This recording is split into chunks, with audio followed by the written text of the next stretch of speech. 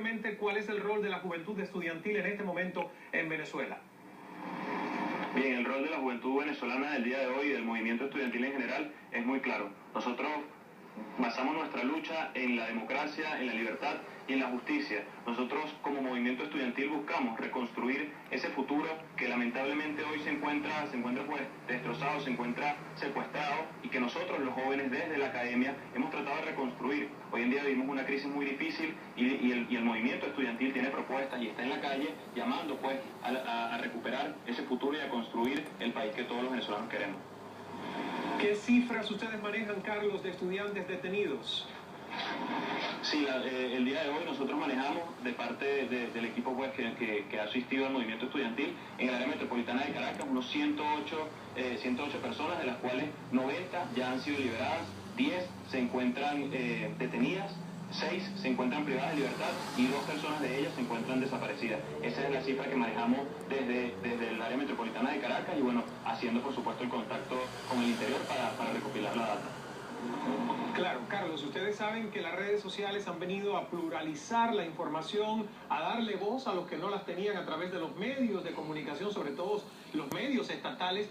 Sin embargo, y esto lo digo con la responsabilidad periodística que me toca en lo personal, hay oportunidad tanto de un bando como del otro de meter cualquier cosa falsa, gato por liebre.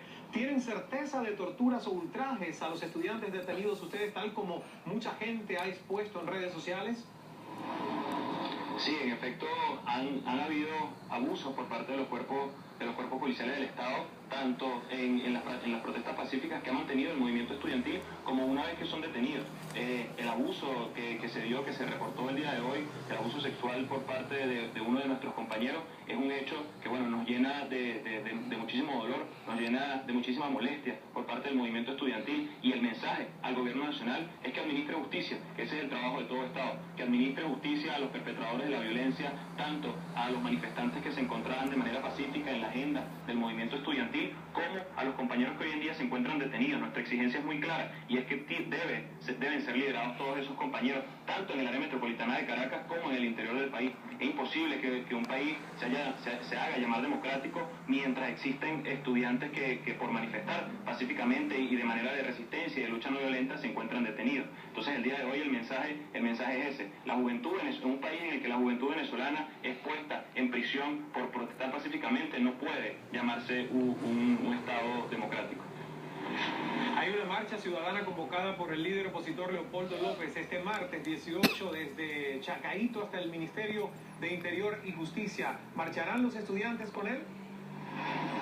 Bien, el movimiento estudiantil, como lo ha venido haciendo desde los últimos días, seguirá en la calle con una premisa muy clara, y con la bandera pues, de la inseguridad y la violencia tan aguda que vive el país. Nuestro mensaje es hacia las autoridades del Estado, y nuestra bandera ha sido en todas las actividades que hemos hecho, tanto el pronunciamiento de la Organización de los Estados Americanos como los grandes símbolos del movimiento estudiantil que hemos colocado al frente de la Dirección Ejecutiva de la Magistratura, etcétera, y es el mensaje pues a que sean liberados esos compañeros estudiantes que hoy en día nuestra mayor solidaridad y apoyo hacia ellos.